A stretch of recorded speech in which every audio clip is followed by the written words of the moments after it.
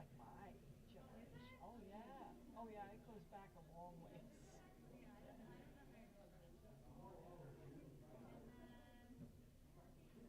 But I mean, that's like I've heard that it's good, but it's very loud and it's it just doesn't seem like the right thing for us to, So I don't know. How are we doing on times? Oh, it's 7:30.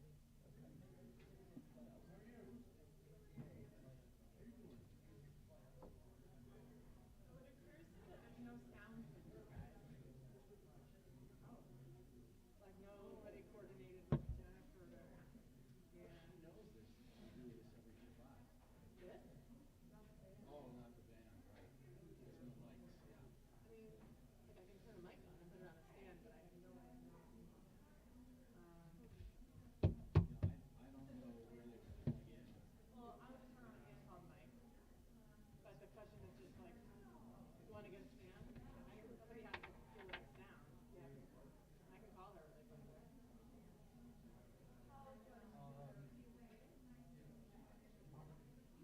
I'll grab this one. It's also got.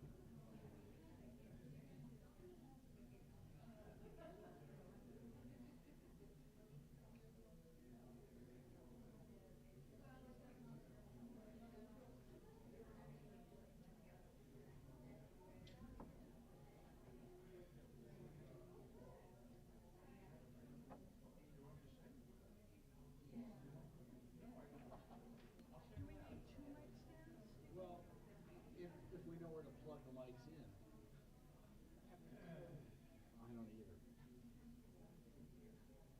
Let's really get crazy and turn on the organ.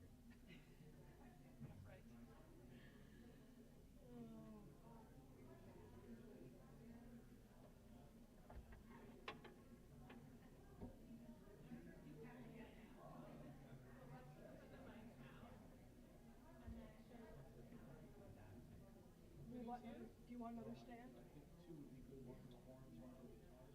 But you have amps. Oh, the amps won't go in, right? Yeah. Yeah, Jen's here. So once we have, she's just pulling in. Once we have the actual things in place, she can adjust the volume.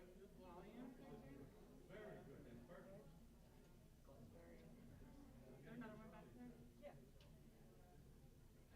Actually, this is okay.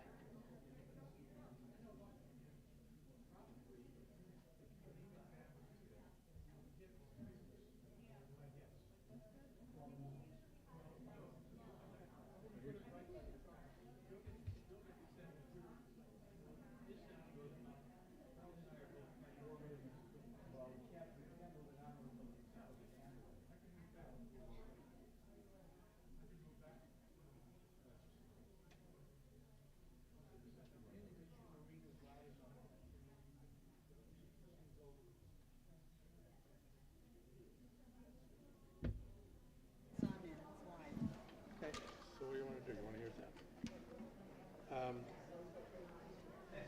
Well, when she hears it, she'll be able to adjust that.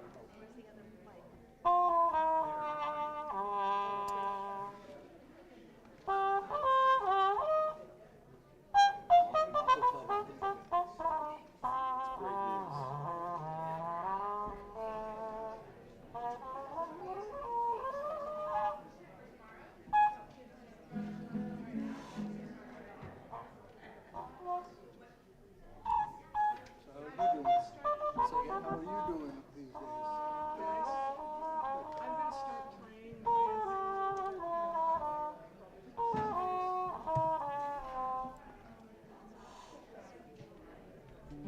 All right. You play right at the start of Brothers and Sisters, right? Right in the first beat? Brothers, are we starting before everybody else? Oh shit, I'm backwards here. What happened? Going along is the last thing we did. Brothers and sisters. Yeah, You don't, correct. you don't start, oh, you have No, some I have rest? nine. I have nine Oh. measures of rest. Who knew? So you can't blame me for those first 9 measures. No, but I can blame you for everything after. Everything after that, yes. That sounds like a Christian hymn to me.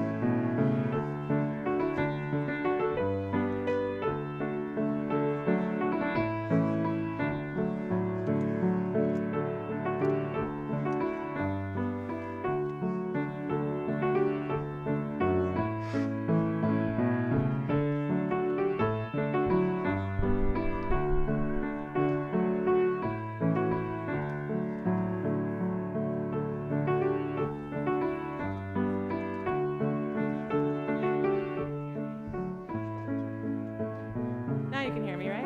Yeah, that's better. Shabbat Shalom. I believe you can do better than that. Try it again. Shabbat Shalom.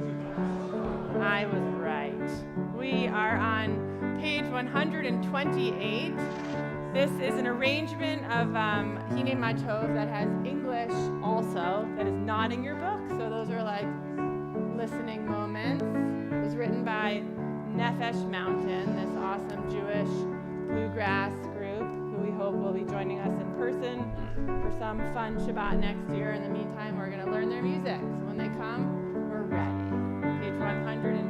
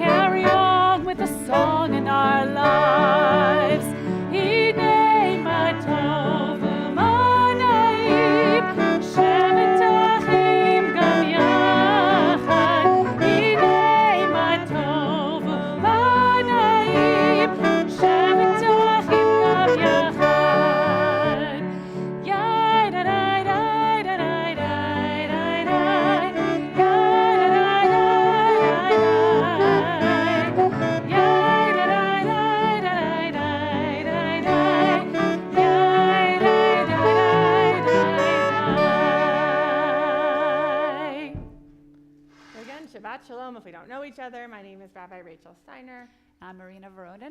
That's Janet Montroy on the keys. And this is our awesome worship band. These are Barner Temple members who are also musicians in addition to their day jobs. And they get together and they learn all this awesome music to help lift up our service. And it's joyful and it's just filled with wonderful Barner musicians. And we're so glad we're here. I'll just tell you who they are so you know. Charlie Good, Harvey Feldman, Bob Kaufman, Bob Males, and Larry Silverman. And they might inspire you to want to be in the worship band one day too. So you should tell us if you think this sounds like a fun thing to join. This part of the service is called Kabbalat Shabbat.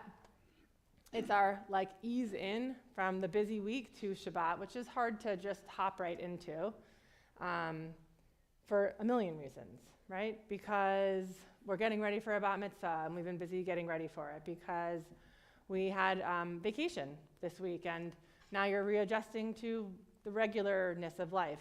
Not all of us were on vacation this week because we were busy with school or work or whatever it is, and it's hard to just turn off our brains because we're worried about people we love, because we are remembering people we've lost, because last time we were in the sanctuary, we were waiting for Iran to attack Israel, and then it did, right? That's like all the things that happened this week, just in a minute. I'm standing here. And so now we're here. So I invite you to just take a breath and be patient with yourself, even if it takes you a little while to relax into Shabbat, maybe to enjoy the music. We are going to continue in this Kabbalat Shabbat period. We're on bracketed pages 138 and 139. These next two pieces are, in some way, both of them about welcome, about how we welcome Shabbat and we make space for what Shabbat feels like around us. And in order to do that, we have to like move over a little or adjust our bodies or our minds, right? We have to shift how we're feeling in order to make space for this friend that's come back to visit every week. So just notice that. Like, where do you have to adjust how you are to let yourself breathe differently for this day that comes each week to remind us to breathe?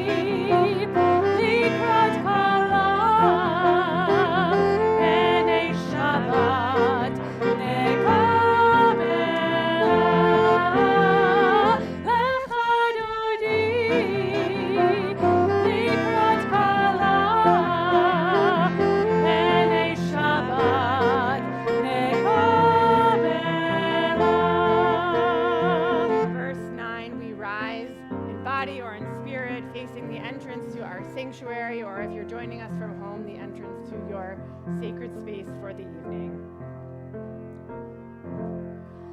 Boi v'shalom aderet bala, gam besimcha uvtzola, toch emunei am segula, boi chala, boi chala.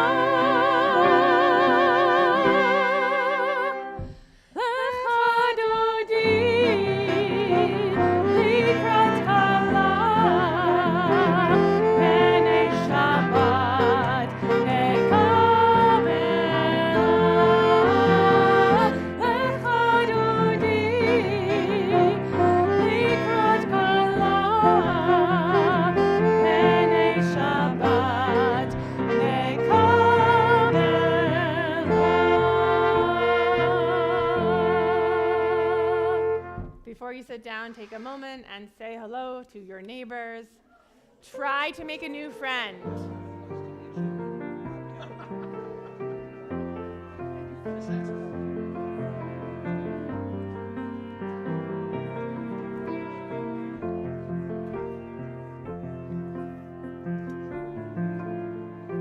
After you've done that, you can be seated, and we are on bracketed page 142.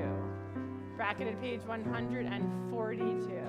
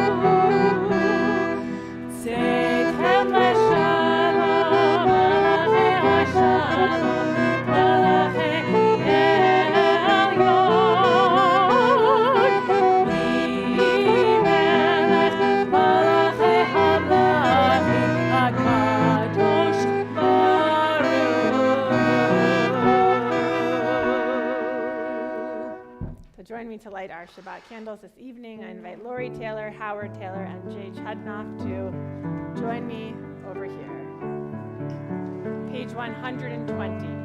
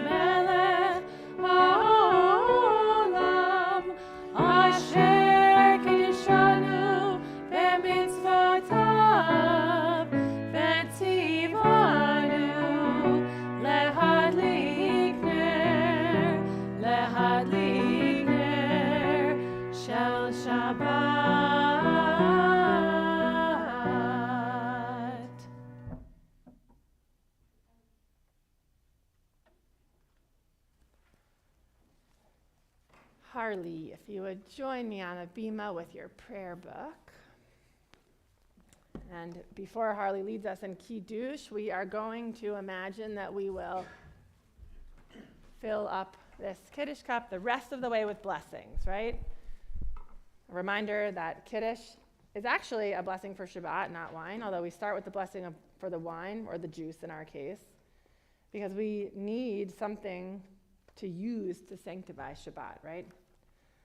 So we use grape juice, but if you're ever in a dire situation and Shabbat comes and you need to make Kiddush, you can use challah. Did you know that? That's a cool fun fact. Okay. It's true. But we're going to also add our blessings to it. So, what's good this week or today? Doesn't have to be like earth-shattering. Eileen. Ready for Passover. You're ahead of me. I haven't started. But I will get there. It's on my to-do list. Lara.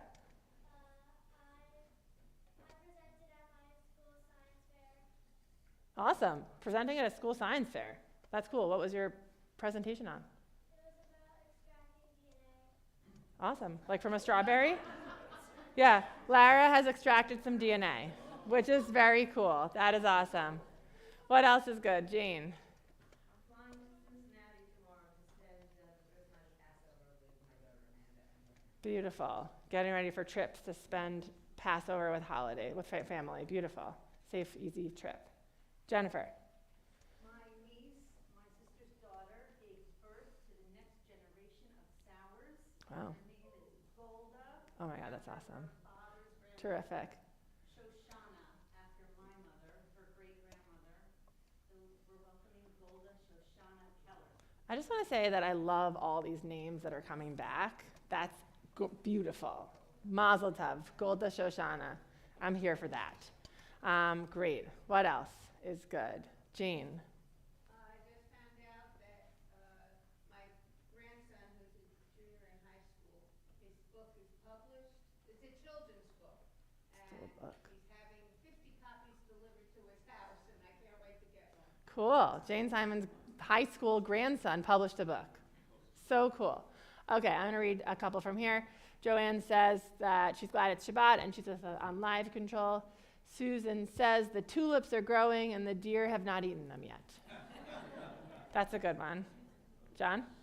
I get to celebrate my friend Harley becoming bat mitzvah this week. John gets to celebrate his friend Harley becoming bat mitzvah this week. Nice. That's a good one we could add to our cups. Beautiful. Anything else? Burning, additions? No? Okay. If you don't know, if you're like actually having trouble doing this exercise, which is something I'm grateful for right now, it's fine if you didn't share it. What I more care about is that you could answer it for yourself. Part of this exercise is to catch up with each other and see what's good, right, in our lives, and also because it's important, even when things are hard, to also just be able to turn off our cell phones and identify the blessings in our life, including Tweety birds. Okay, Harley, on behalf of the Brotherhood Men's Club. Isn't that weird that I said brotherhood? We've never had a brotherhood. The Men's Club and the Sisterhood of Barnard Temple. These gifts are for you. You know what's in here because I do this every week. This is a Chanukiah and a Kiddush cup. We give you ritual items, even though they may not be your most favorite gifts you receive this weekend, because we know that they are gifts that you will not grow out of, that will grow with you and travel with you wherever you go, right? The Kiddush cup is something you can use to collect blessings and sanctify days, whether it's Shabbat or Passover this week or anytime you have something to celebrate. And a Chanukiah is the thing we use to bring light when the world is the darkest, right? And we hope that you will use these throughout your life to do just those things. And you will remember when you use them that you were here, that we did this, that we always love you, and that we are always proud of you, and you are always home here. Okay? You're welcome. Okay. Almost. But I just get to say a couple of words to you first. Harley Taylor Tednoff, I think you have, if you use it wisely, but you do have a sort of way to travel in like multiple worlds. What do I mean? I mean, you're comfortable with adults, right? You ask big questions. You hold your own in conversation. You're clearly socially comfortable. And also, you are not always the loudest person in the room, which allows you to be looking out for, if you use it for this, the people who are maybe not socially comfortable, right? So you will be able to be and do and hang out with whoever you want to in your life. We already know that about you, and you will succeed. And you will be able to help move those conversations to ones of meaning, to help move people to directions for justice and for kindness and all the things that, we've been giving you here since you grew up here. And if you continue to let yourself sort of notice your comfort in different spaces and in different social groups, which not everybody has, you will also be able to make sure that more people feel more included and sort of brought along with you. And that's a gift that I hope that you will take care of and nurture and grow with you, because it will allow you to really kind of do whatever you want in your life. And we can't wait to see where that is. And we're very proud of you. And Harley is going to lead us in Kiddush, which is on page, not this one, 123. Please rise.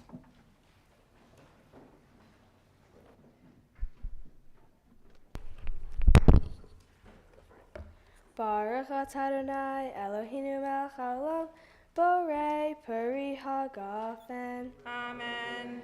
Baruch atah Adonai Eloheinu melech haolam, asher kishanu mitzvotav v'ratzavanu v'shabbat kadsho be'ahava uvratzon hinhilanu zikaron lematze voreshit ki hu yom tehila lemikra e kodesh zeher letziat mitzrayim kivanu v'charta ve'otanu kidashta mikol ha'amim v'shabbat kadshtecha be'achava uvratzon hinhatanu Baruch atah Adonai mekadesh haShabbat.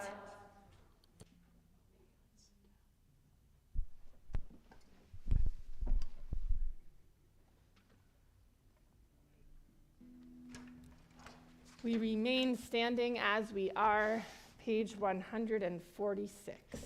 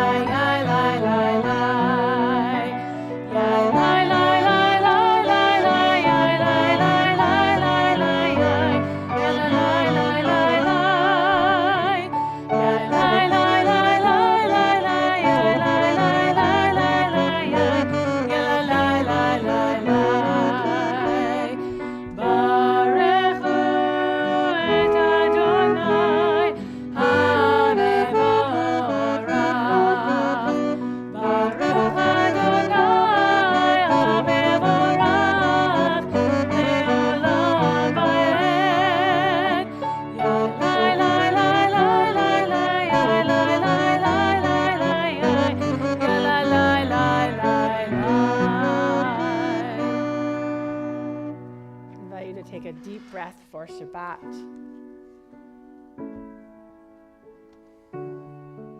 Page 152. Shema Yisrael, Adonai Eloheinu, Adonai Echad. Baruch Shem Kevod Malchuto Le'olam Va'ed. Page 154, please be seated.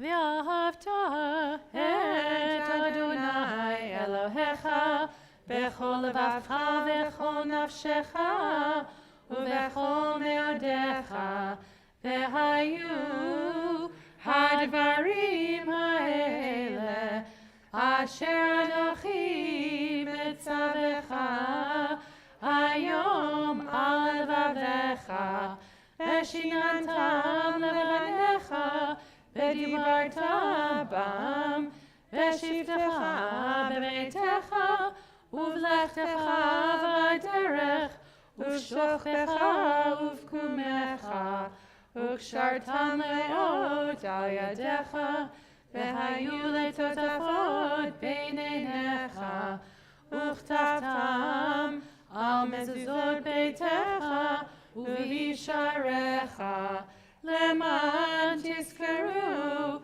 ועשיתם את כל מצוותי, והייתם קדושים לאלוהיכם. אני אדוני אלוהיכם, אשר הוצאתי אתכם מארץ מצרים, להיות לכם לאלוהים. אני אדוני אלוהיכם.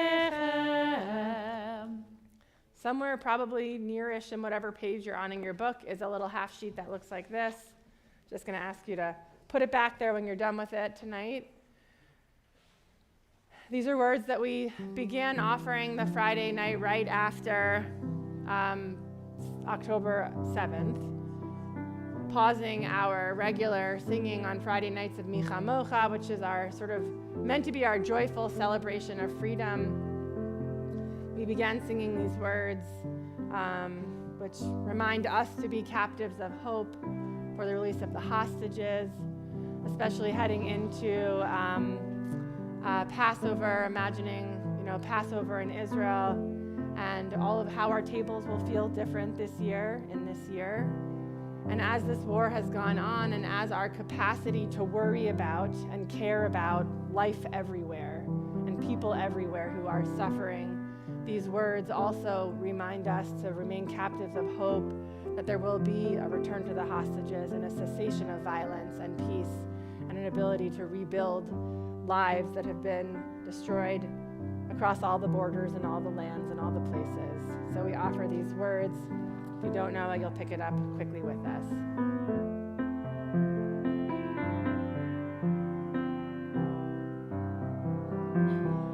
Baruch atah Adonai, asher asanu asirei tikva. Baruch atah Adonai, asher asanu asirei tikva. Baruch atah Adonai, asher asanu asirei tikva. Baruch atah Adonai, asher asanu asirei tikva. Blessed are you, God. Blessed are you, God, who makes us captives of hope, captives of hope. Asher asanu asirei tikva. Baruch atah Adonai, asher asanu asirei tikva. Baruch atah Adonai, asher asanu asirei tikva.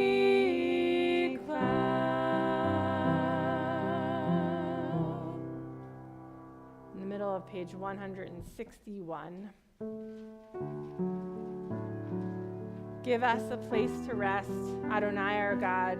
Bring us into shelter in the soft, long evening shadows of your truth. For with you are true protection and safety, and in your presence are acceptance and gentle love. Watch over us as we go forth.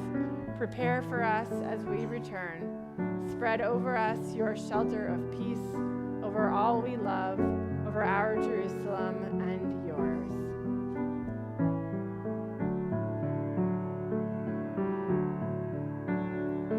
Baruch atah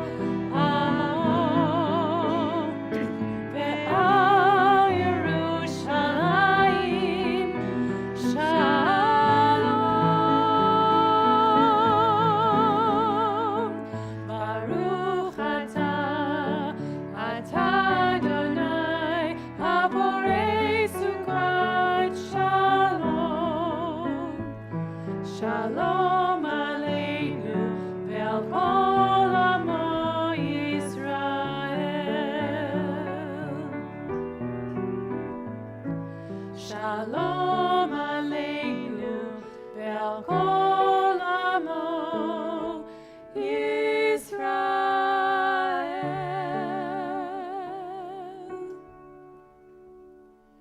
We are a people in whom the past endures, in whom the present is inconceivable without moments gone by. The Exodus lasted a moment enduring forever.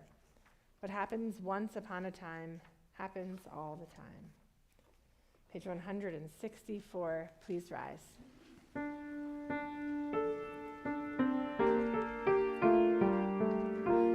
Adonai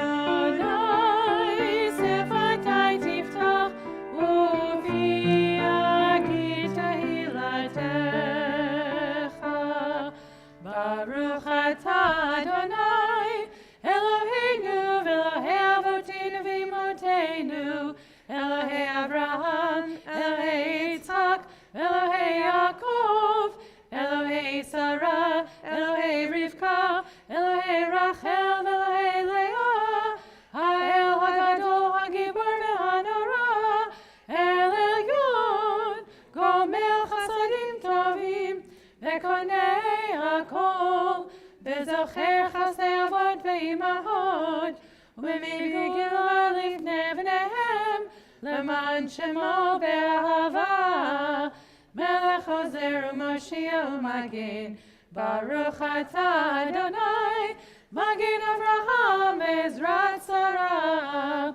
Atah Gibor Le'olam Adonai, B'chayei HaKol atah Rav Le'Hoshia, Mashiv HaRuach U'Morid HaGashem, Mechalkel Chaim B'Chesed, B'chayei HaKol B'Rachamim Rabim, Somech Noflim V'Rofei Cholim, U'Matir Asurim, U'Mekayem Emunato L'Shenei Afar, Michamocha Bal Gevurot, U'Mido Melech, Melech Memit U'Mechayeh, U'Matzmiach Yeshua, V'Ne'eman atah l'Hachayot HaKol, Baruch atah Adonai, Mechayeh HaKol.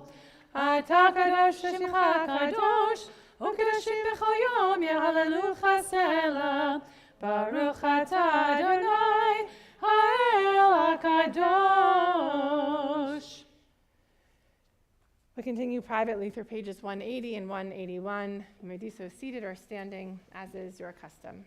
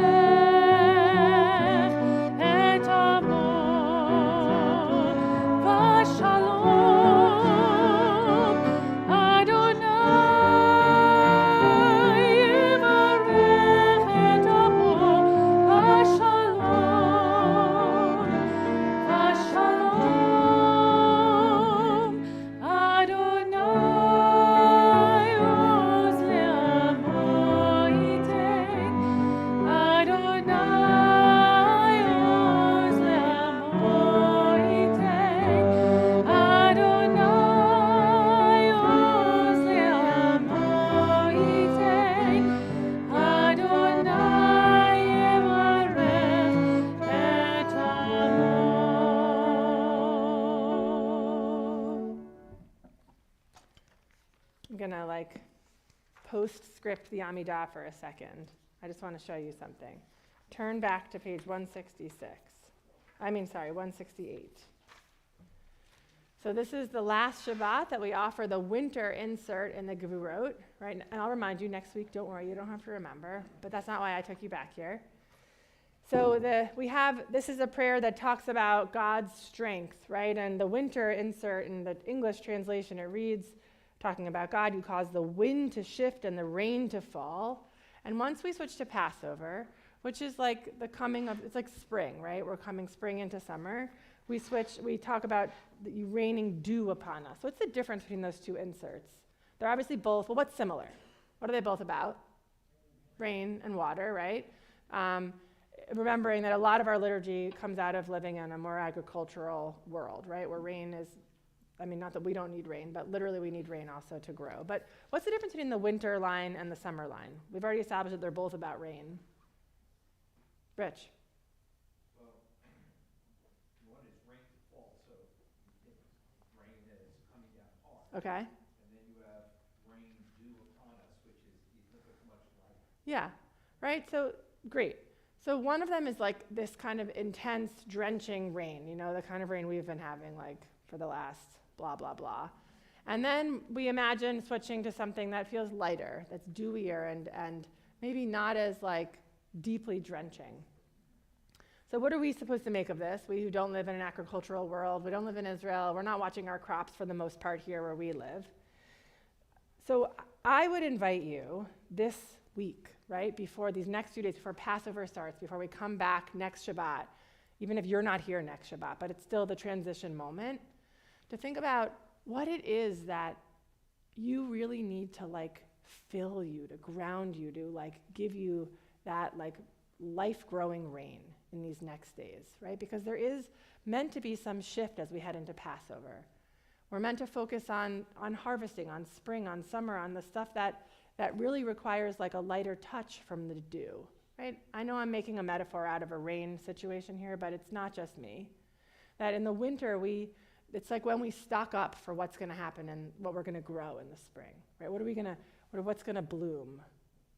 These are our last days to do that in the sort of Jewish agricultural calendar, to really notice like what it is that we need to kind of store in our root systems so that when spring and summer come, we feel replenished and nourished. It's a little ironic now for many of us who are getting ready to host lots of people in our homes and are cooking for Passover Seders, but still, right? That's the challenge of this moment, is that these things don't stop just because this is happening. So as you make your way through the next few days till Passover comes, like just notice what you can like put away to sustain you when the spring and summer come. That's sort of what our tradition is trying to help us to do here. Okay, could I have a volunteer or two to help hand out papers? I know almost everybody's name, so if you don't raise your hands, I'm just going to call on you. Haley put her hand up and Rich put her hand up. Perfect. Okay, thank you to my brave friends. I think there are almost enough for everybody to have their own. So if you like the person you're sitting next with and you don't mind sharing, that would be nice for the people who don't like their neighbors as much. Thank you. And thank you for laughing at my not very funny joke. For those of you who are joining us on Live Control, okay, there's a white Mercedes in the parking lot with open doors. Okay, so if you have a white Mercedes, you might want to make sure your doors aren't open. Okay. Nobody's getting up, but somebody's car doors are open. We won't shame you. We just don't want your car to get wet. Is it raining? I don't know. Okay. If you're joining us on Live Control, I tried to figure out how to give you this so you could study it with us. There are two ways to find this sheet that everybody's about to get. I'm trying to join the age where things are really hybrid here. The link for this, where this lives online, was on the landing page for Live Control when you came into your thing, so you could open it up in another browser. Or if you log into your virtual community page where you can find all of your links for everything, there's a link in today's date that has a link for this sheet to study with us. My Live Control friends, I hope you tell me how this went, because I would like you to be able to have the text to read along with us. And I don't have one for you, so you have to go find a friend too. Okay. So this Shabbat is called Shabbat Hagadol. That means the Great Shabbat. And it was traditionally one of, if not the longest sermons given the whole year. The rabbi would give this Shabbat. I am not doing that. You're welcome. But it tells us something about how important this Shabbat is. It's called Shabbat HaGadol because it's a Shabbat that immediately precedes Passover, right? That we're gearing up for this ritual where we're going to retell this story, which is our formative story. This is our story that shapes us, this Passover story, and all of the rituals in the Haggadah during a Seder. I sent out an email, which you may or may not have read, but hopefully you did, or you'll come back to now that I'm telling you about this on Wednesday, with a lot of resources for this particular Passover. Right?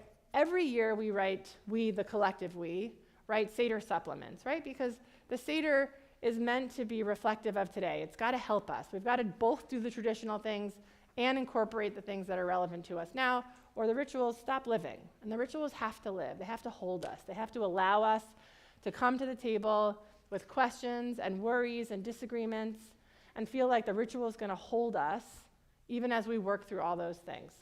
Jews have been doing this and this ritual for so long. I really believe in it. I really believe it will.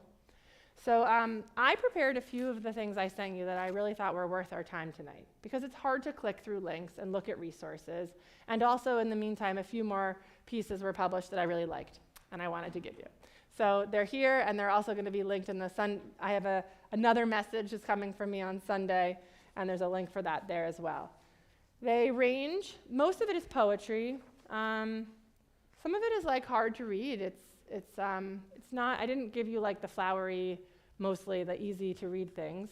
Nothing is gruesome, but I gave you things I thought would be worth your time tonight. And so what I'd like to do is just read it together, and we'll talk about each piece. I hope something here will speak to you, or something else in what I sent you, right? Because the best thing that happens is that you do something new at your Seder this year that reflects this moment of who we are and where we are, whether it's about Israel, whether it's about Gaza particularly, or Israel particularly, or anti-Semitism particularly, whether it's about hostages, whether it's about getting people around your table who are having a hard time talking to talk, like whatever it is, right?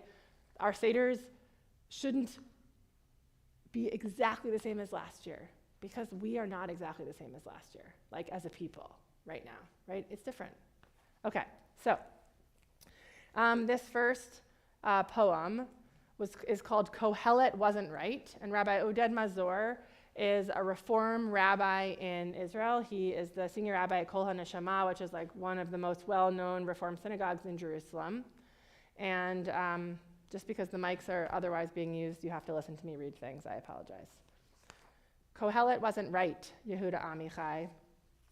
In the days when each hour collides with the next, we have no choice but to cry and to laugh with the same eyes, to mourn and to dance at the same time. And the long arc of history is compressed into one day and 1 hour. We ask for the strength to contain the intensity of our bursting hearts, to rejoice with those who will be able to embrace today, to enfold all of those leaning into their longing, souls trembling, to hold on to hope without letting go, and to leave some quiet space for a silent scream. Please grant us the room to shatter into pieces and the spirit to be rebuilt anew. So what is this poem about? All of my questions don't have one right answer, like lots of answers are right answers. What do you think this poem's about? The ebb and flow of life. Beautiful. Can you say more than that, Anne, or no? Do you want to expand? No. Okay, she doesn't want to expand. Any of us want to expand on Anne's beautiful comment that this is about the ebb and flow of life?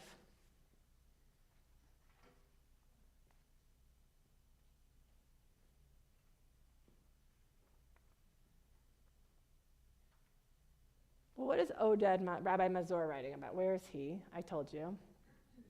He's in Israel, right?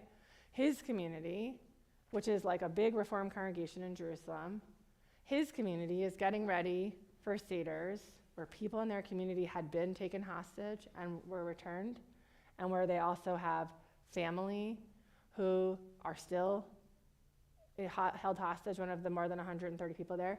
And I happen to know this because I know him. His daughter goes to a like bilingual Hebrew-Arabic elementary school, right? There are many of those, particularly in Jerusalem. And so her teachers, half of them are Palestinian and half of them are Jewish Israeli. And he is also caring for these extended communities of people who are worried about their families and friends in Gaza, right? So he is talking about how we sort of live in his Jerusalem right now. But if this speaks to you, it might not only be because it's about Jerusalem, right? We are always, in some way or another, dealing with broken hearts and bursting hearts, right? And we still have to figure out how to make space for all of that, how to leave room for the breaking and the worry, and also to ask for strength to rebuild. So this is a different way to start, right? To not sit down and assume that everything's going to be exactly as it was, perfectly happy, unchanged, and to leave room for the things that might come up along the way. I'm not suggesting that your Seder needs to be like a dirgy, terrible, sad space. Mine will not be, right? Mine will be very similar to the way it was last year. But maybe to find something along the way that will speak to you. The Reform movement in Israel also suggested a few different Seder rituals for us to use if you want. You know, how many glasses do we have of wine or juice do we have during the Seder? 4. So they suggest having one of them poured only to half full, not to whole full, right? Just to note whatever it is that feels not full in the way that we observe. You've seen lots of people wearing maybe yellow ribbons in Israel. They're all over the place. They're the sign for the sort of praying for the hostages. At my table, I think we're going to leave an empty chair and an empty place setting, right? That's what a lot of people are doing around remembering the hostages. It's just like singing Captives of Hope, right? It's just all these things we do to put in place to not forget about what's happening around us. And when we break our matzah at the beginning of the Seder, to think about what else is broken. Okay. So before we read this poem by Trisha Arlen, because this is Shabbat HaGadol and we're getting ready for Passover, don't read it yet. Why do we retell the story of Passover every year? You know the story of Passover, probably pretty well. Why do we do it? To remember. To remember what? The story? I remember the story. Don't you remember the story, Rich? I remember the story. Yeah, me too. So why do we retell it every year? Next generation. Okay, so maybe it's for the next generation. Why else? What'd you say, Stephen? We're supposed to feel as if we lived it ourselves. That's right? So we have to sort of tell it and be in it in order to do that. Good. Yeah? A lot of people who aren't free, right? And that's part of the feeling like we lived it ourselves, right? And maybe some part of the story is going to speak to us in a different way. Because the story is the same since last Passover. Are you the same since last Passover? No, of course not, right? It's like the same reason we read the same Torah portions over and over again each year. The text doesn't change, but we change. We're supposed to bring ourselves, whoever we are in this year, to every time we encounter text, right? So here's one by Trisha Arlen. Why do we tell the story? To remember when we were slaves, so that we have compassion for others' pain, and we do not enslave others. How do we enslave others? We're not literally talking about making people slaves, right? So what could that mean for us today? What does she mean here, do you think? So our words might keep people down, right? Harley's going to talk a little bit about something related to that tomorrow. Okay? The way we give people space to grow, right? It's not exactly enslaving, but you understand.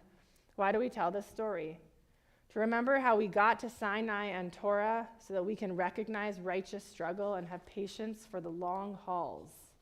Anybody ever feel impatient to where they're trying to get to? Whether it's a long car ride or something we're trying to achieve in our life? Why do we tell this story? To remember joy and bitterness with savory and sweet, so that we eat matzah brai, gefilte fish, and brisket, and charoset, and marshmallow twists. In my family, it would be jelly rings. Why do we tell this story? To remember and endlessly discuss its meaning, so that we can ask questions and then question the answers, because that's what we like to do. Why do we tell this story? To remember this narrative that creates a people, so we can cherish our myth and hope repetition somehow makes it true. Why do we tell this story? To remember when we were underdogs and heroes, so that we can study the times when we are not and do the right things when we should. Why do we tell this story? To remember what it felt like when we told it last year, so that we can remember the year before that and the years before that. Right? There's something about the Passover Seder that's like, I think, meant to kind of transcend time, right? We're constantly looking backward and ahead, and it's this like timeless meeting of conversations. Okay, how many children do we talk about in the Passover Seder? 4. And if you were here last Shabbat when Rabbi Joel Safin taught, we talked about them. What are they? We can remember and remind ourselves.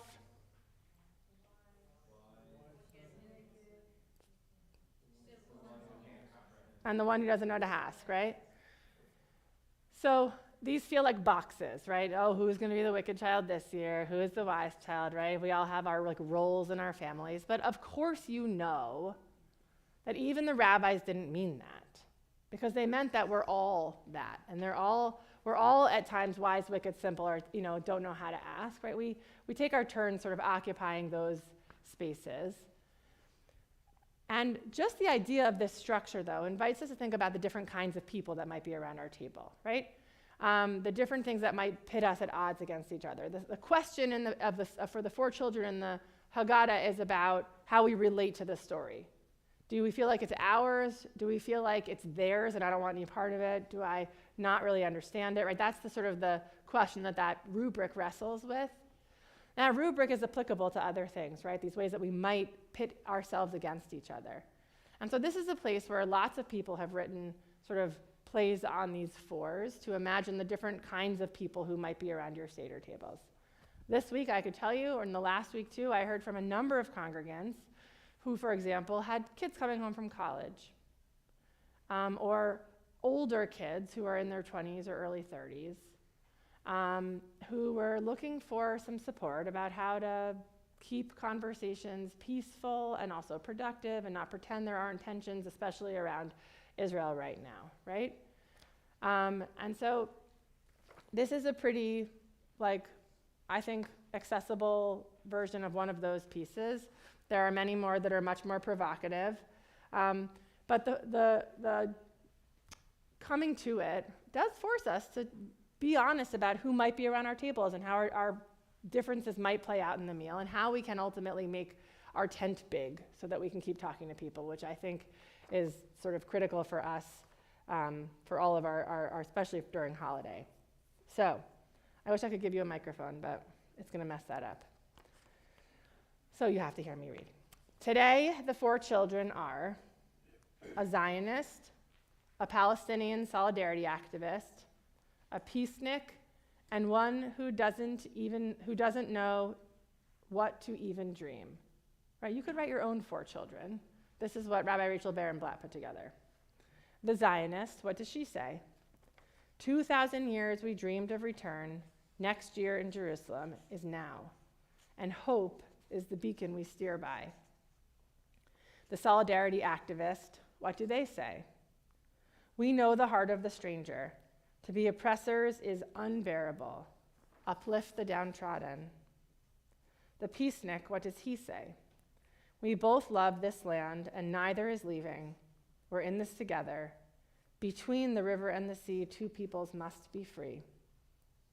And the one who doesn't know what to even dream, feed that one, sweet charoset, a reminder that building a just future has always been our call. All of us are wise. None of us is wicked. Even the Yetzer Hara, the evil inclination, is holy. Without it, no art would be made, no future imagined. We are one people, one family, not only because history's flames never asked what kind of Jew one might be, but because the dream of collective liberation is our legacy. We need each other in this wilderness. Only together can we rebuild redemption.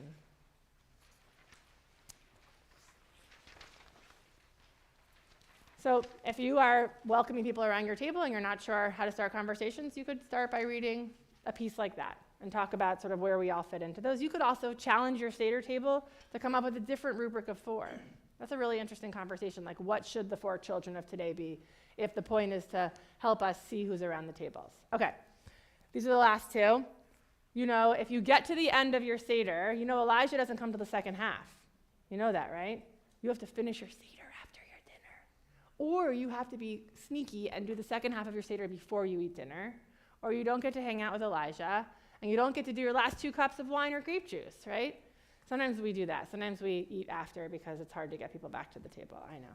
Also, then you have to deal with your afikoman situation, but okay, that's your problem. That's a you problem. Alden Salavi is an American, and he's an Israeli, and he writes really beautiful liturgy. And actually, I have to say I have found a lot of his liturgy since October 7th. I've not been drawn to a lot of it recently for a lot of reasons, but I thought these were just really beautiful. So I'm going to read these, and I'm going to invite you to rethink or to think again about sort of what it means to get ready, to set a table, to welcome Elijah, to welcome Miriam. What do we put in Miriam's cup? Good. Great, right? Have you ever had a Miriam's cup on your table? It's not in your traditional Haggadah because, women. But you could put a Miriam's cup on your table. You could fill it with water. You could have everybody fill it with water from their glasses. Miriam, the prophetess, who was Moses and Aaron's sister, she sustained the people when they were in the desert, right? Because the well followed her. So it's a, I think, pretty well-known custom, but certainly not traditional at this point. All right, the first one is called Elijah is with the Hostages. Elijah the prophet, who will announce salvation and peace, will not visit your Pesach Seder this year. Don't fill the cup. Don't waste the wine. The prophet is exhausted, pleading with the heavens for the hostages, pleading with the heavens for the displaced, the grieving and lost. Find hope in your own hands, in deeds of repairing the world and acts of loving kindness. Elijah is not coming to your Seder. The work of healing the world and bringing redemption he has left to us. And Elijah comes with Miriam. Miriam, the prophet who brings healing waters, too will not visit your Pesach Seder this year. She has taught you all you need to know to bring balm and medicine into the world. The prophet is exhausted, tending hearts in the heavens, comforting the dead, the terrorized, and the murdered. Find hope in your own hands, in deeds of repairing the world and acts of loving kindness. Miriam is not coming to your Seder. The work of healing the world and bringing redemption she has left to us.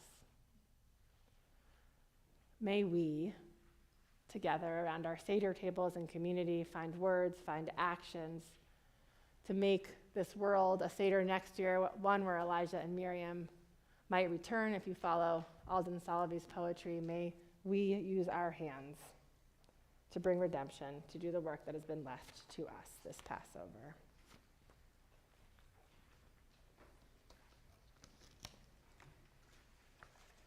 We offer this prayer for healing on page 371 in the middle of the page. When we get to the middle of the prayer, you'll have an opportunity to share the names of anyone you are holding close or praying for this Shabbat.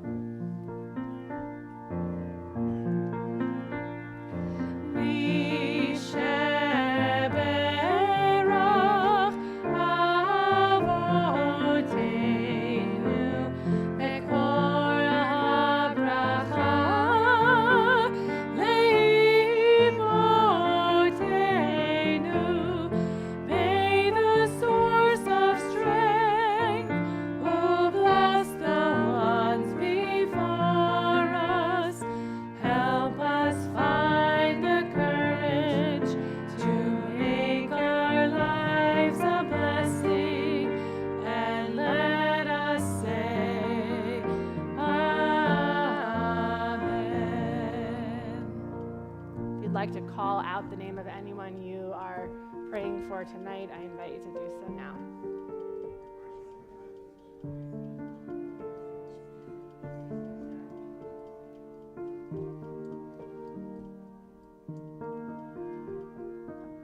To all of these names, we add Trisha Anstey, Layla Balestra, Debbie Becker, Susie Bernardo, Kenny Breslow, Suzanne Broder, Mady Chudnoff, Eileen Changsat, Andrew Citron, Lois Colin, Richard Cohen, Orit David, Alan Demby, Shab DeRosa, Gail Eisen, Iris Skirsch, Amy Goldman, Susan Goodstadt-Levin, Jill Gordon, Joanne Greenberg, Alan Greenfield, Hannah Batmer Vichana, Gary Harrison, Dr. Alan Cantor, James Kaufman, Risa Kaufman, Barry Kessler, Barbara Keel, David Klein, Joshua Kravitz, Rabbi Michael Kuskin, Andrew Lazarus, Larry Levine, Sandra Levitt, Beverly Lewis, Ruth Liebesman, Mo Liss, Linda Lurie, Phyllis Manton, Abby McTaggart, Allison Mendoza, Caroline Montagna, Nancy Nardelli, Mikey Norman, Andrea Pakin, Randy Ringler, Irene Rudzowitz, Mindy Schwartz, Joanne Siegel, Julie Seidman, Adam Sifre, Beth Silverman, Buddy Silverman,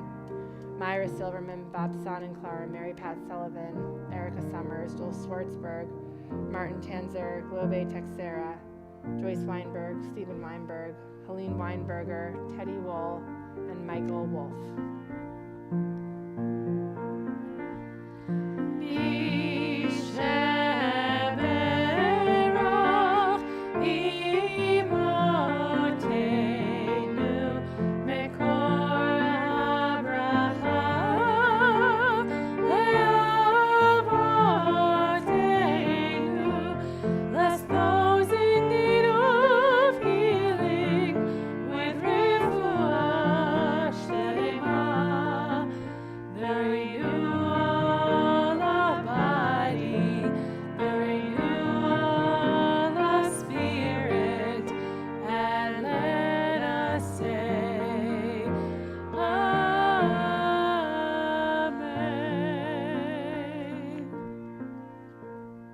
Page 586, the lower half of the page. Please rise.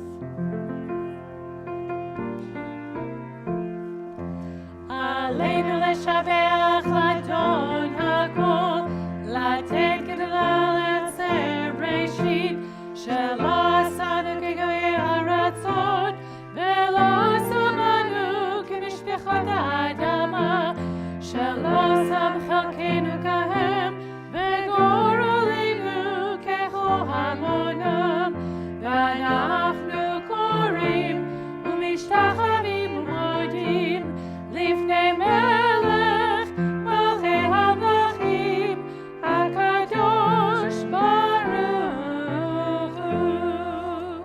Page 591 in the middle of the page. Please be seated. ונאמר והיה אדוני למלך על כל הארץ ביום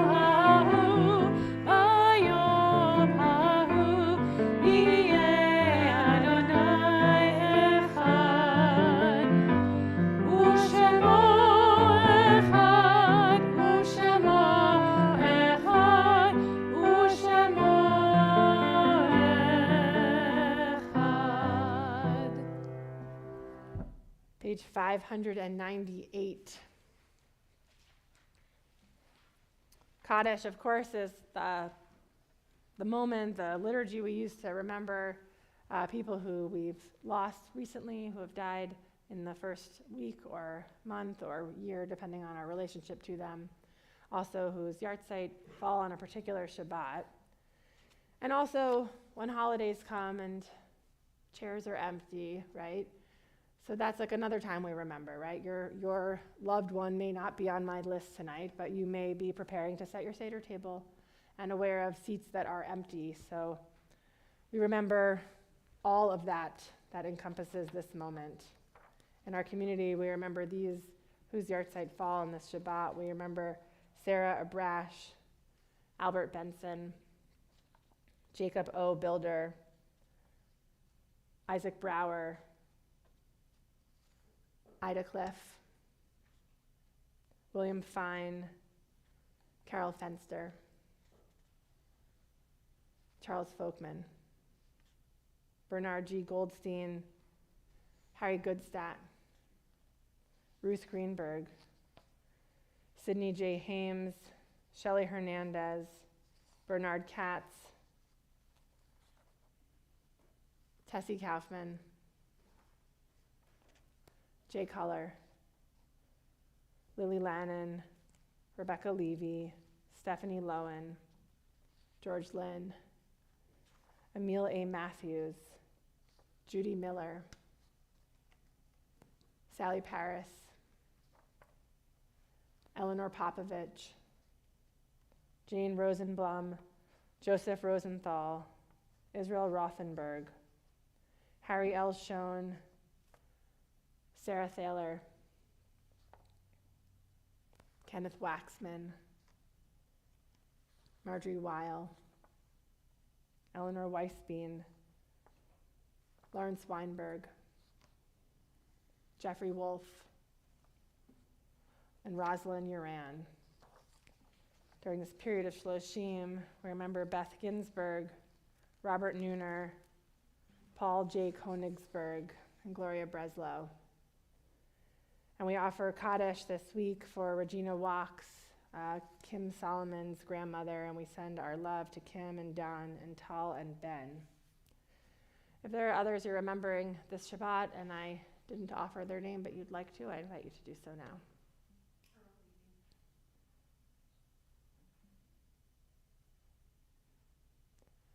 If you're here observing a yard site or are in a recent period of mourning, I invite you to rise first.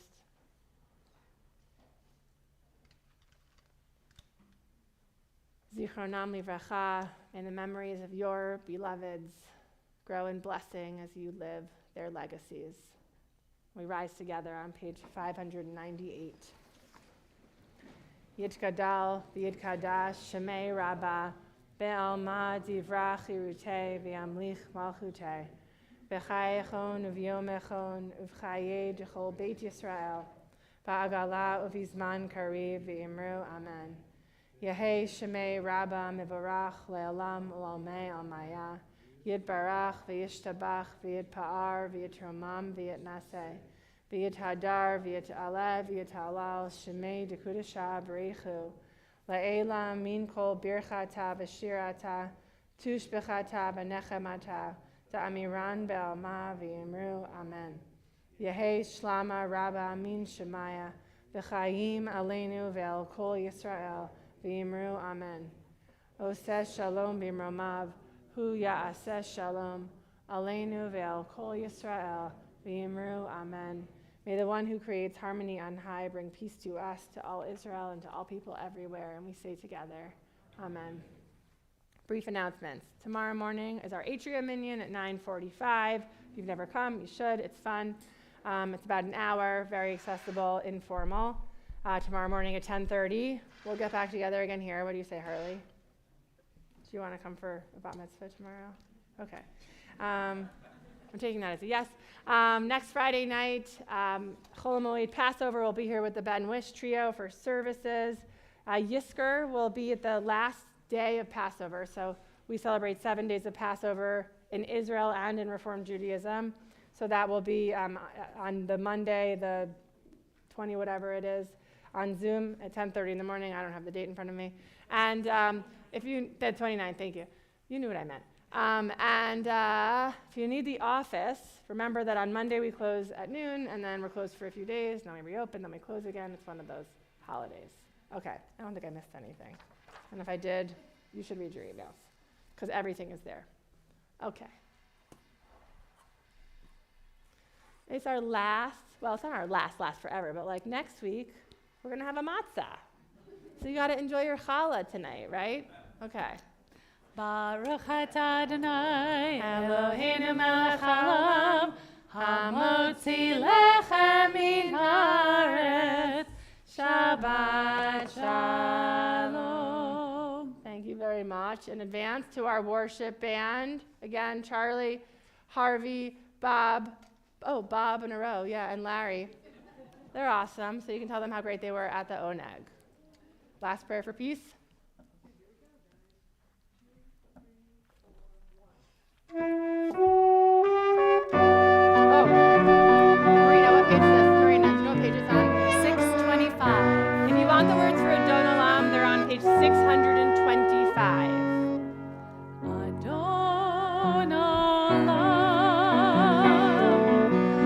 Asher malach beterem kol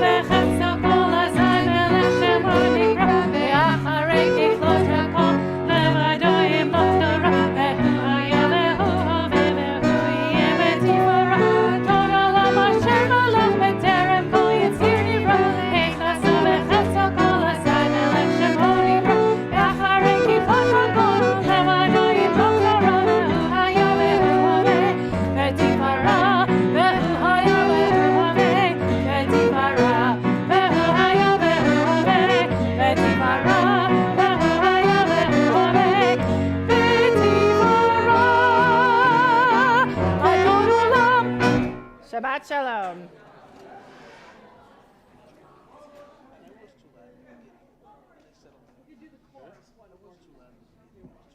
Want to play one more chorus, guys? Yes. One more chorus. What are we doing? Same thing. One What, from where? from measure 54? 24. 54. One,